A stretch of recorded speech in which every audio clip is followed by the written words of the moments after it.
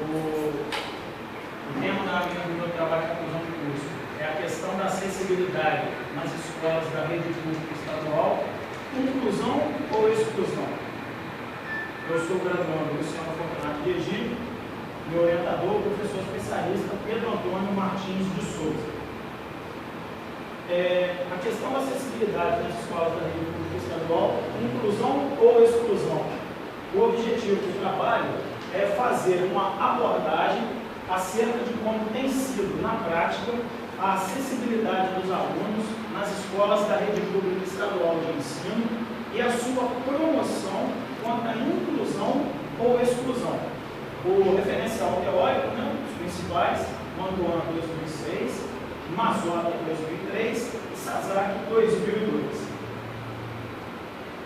No primeiro tópico da monografia, do trabalho de conclusão de curso, primeiro capítulo, a exclusão dos aspectos históricos. Eu abordei alguns tópicos para poder estar passando, apesar do tempo também, né, essas noções. Quando a gente fala de exclusão, eu tenho claramente que falar de classes sociais, história da humanidade, que é igual a bem definidos. Ou seja, nós temos noção de uma exclusão de classes sociais, por quê? Isso desde a antiguidade. A humanidade ela vem sendo classificada em classes sociais. Né? Você tem as classes mais hierarquizadas, né, maiores, intermediárias, menores. E com o fato da exclusão, isso não poderia ser diferente. Por quê? Porque essas pessoas com deficiências físicas, com necessidades especiais, elas eram, na antiguidade, totalmente discriminadas, separadas. Então, no conceito de reunir, o que eles reuniriam? Para reunir essas pessoas, você teria que seguir um modelo como se fosse igual a eles. Ou seja, os iguais, os perfeitos, e todos aqueles que tinham deficiência física, considerados diferentes, eram separados, ou seja, ficavam à margem da sociedade, excluídos. Na história antiga também, eu separei alguns tópicos, como na Grécia, por exemplo. A concepção da Grécia na antiguidade em relação ao deficiente físico era o quê? Eles tinham um contexto de que os deuses eram perfeitos. Então, todos aqueles que não fossem iguais aos deuses seriam diferentes, seriam excluídos.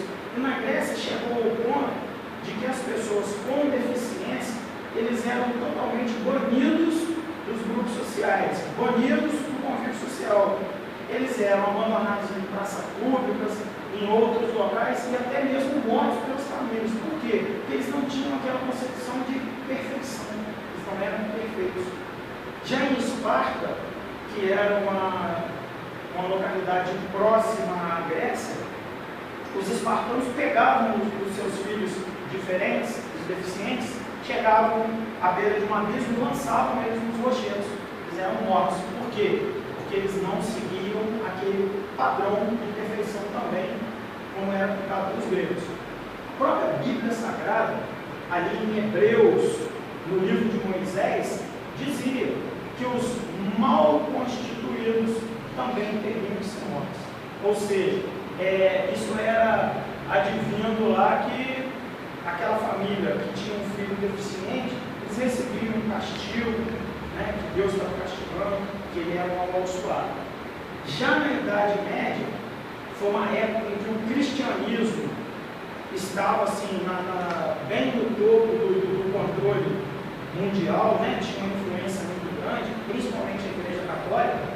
Acreditava-se que as pessoas que tinham algum tipo de deficiência estavam possuídas pelo demônio.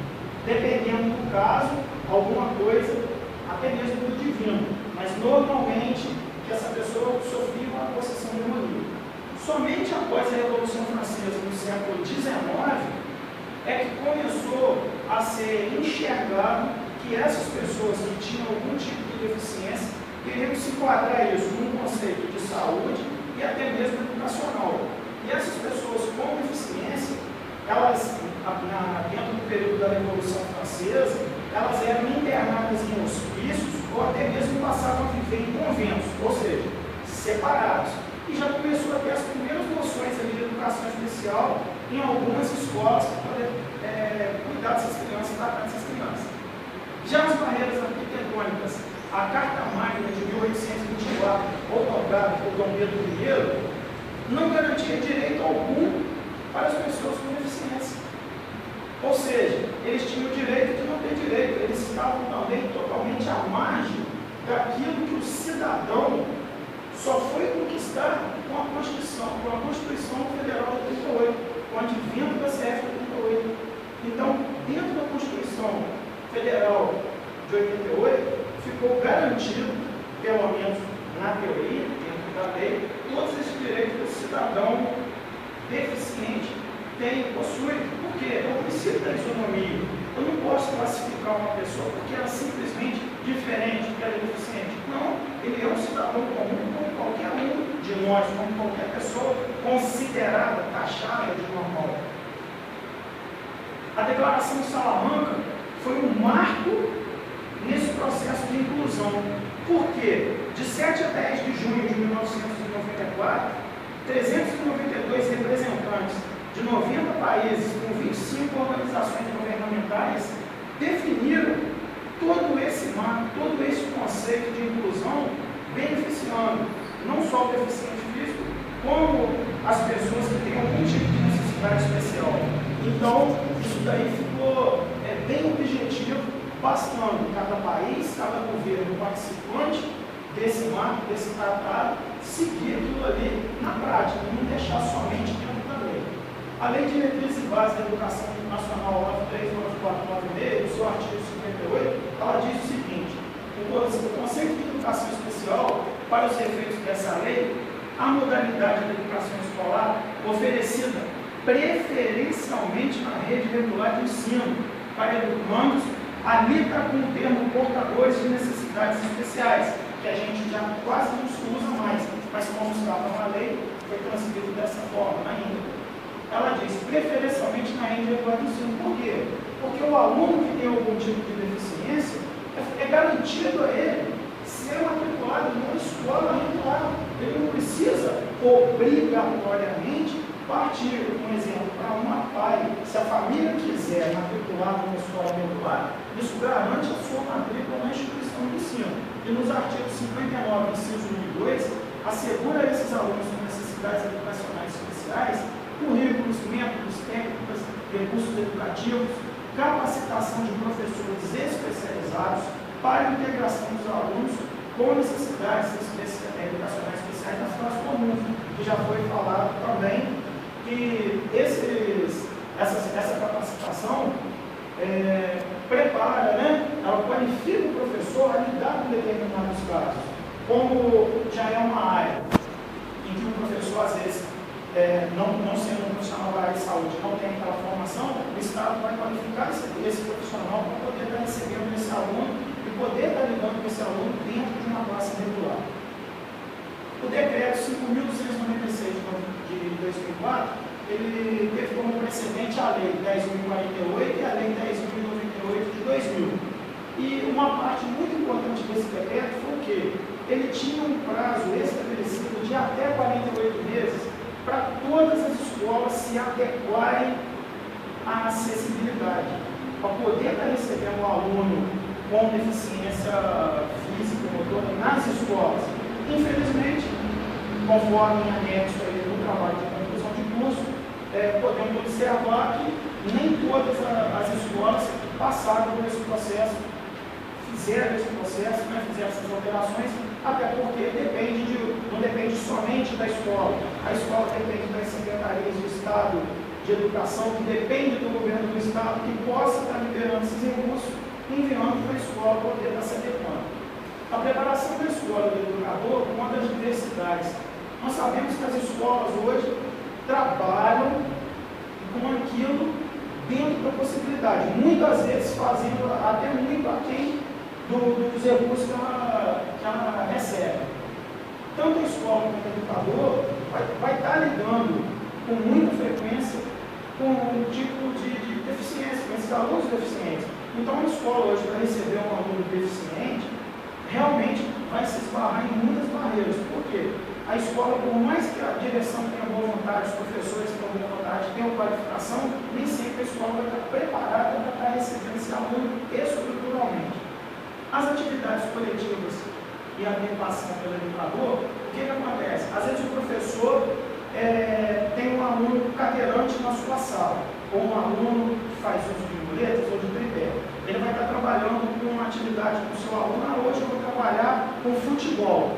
Então aqueles alunos considerados normais vão jogar o futebol. Mas e o aluno que usa a cadeira de rodas? O aluno que usa a muleta? Eu vou deixar esse aluno excluído? Não.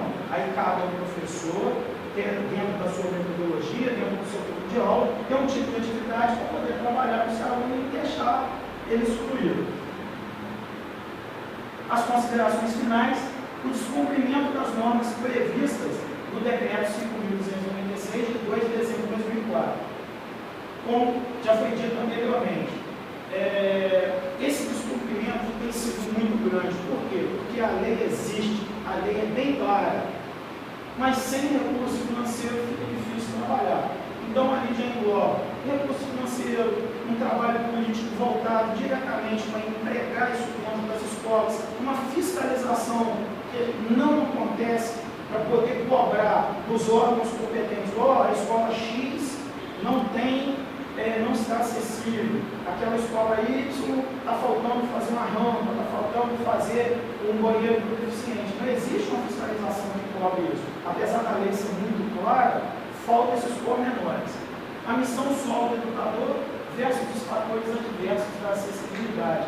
Por mais que o educador tenha vontade, que queira trabalhar diretamente em prol daquele aluno com a deficiência, ele vai estar sempre esbarrando, ele vai estar sempre se falando nos fatores adversos da acessibilidade. Por quê? De repente o educador tem a formação para estar trabalhando com aquele aluno, mas ele esbarra nas barreiras arquitetônicas. Então, para ele trabalhar, às vezes o educador tem um aluno cadeirante dentro da sua sala de aula, mas a sala não comporta o espaço adequado para aquela cadeira de rodas passar. O aluno cadeirante precisa ir ter um banheiro. A escola, às vezes, não tem um banheiro para receber esse aluno. Às vezes a sala fica num andar superior. Como que esse aluno vai chegar ou vai sair dessa sala se ele não tem essa acessibilidade? Então, só trabalha diretamente o trabalho do educador.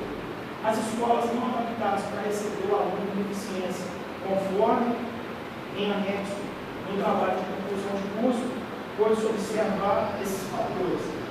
A evasão escolar, os discentes portadores de deficiência física, prêmios à própria sorte. Por quê? Porque o deficiente físico hoje, ele esbarra em todas essas barreiras. É a falta de transporte público adequado, é a falta de acessibilidade nas ruas e avenidas, é a falta de acessibilidade dentro da própria escola. Então, dentro da sua própria residência, até todo esse trajeto à escola, por muitas vezes o deficiente físico, ele fica sem estudar. Por quê? Porque ele não tem um ônibus, uma condução que vai levar a escola. Se ele mora, mesmo que ele more perto, ele não vai ter uma calçada acessível para ele poder transitar. Ele vai chegar na escola e não vai ter como ter acesso na escola. Então, são todos esses fatores adversos que contribuem para essa evasão escolar, deixando em muitos casos o deficiente entregue à própria sorte. O que eu tinha para passar é isso sobre o meu trabalho. Espero que tenha sido muito claro e agradeço a todos.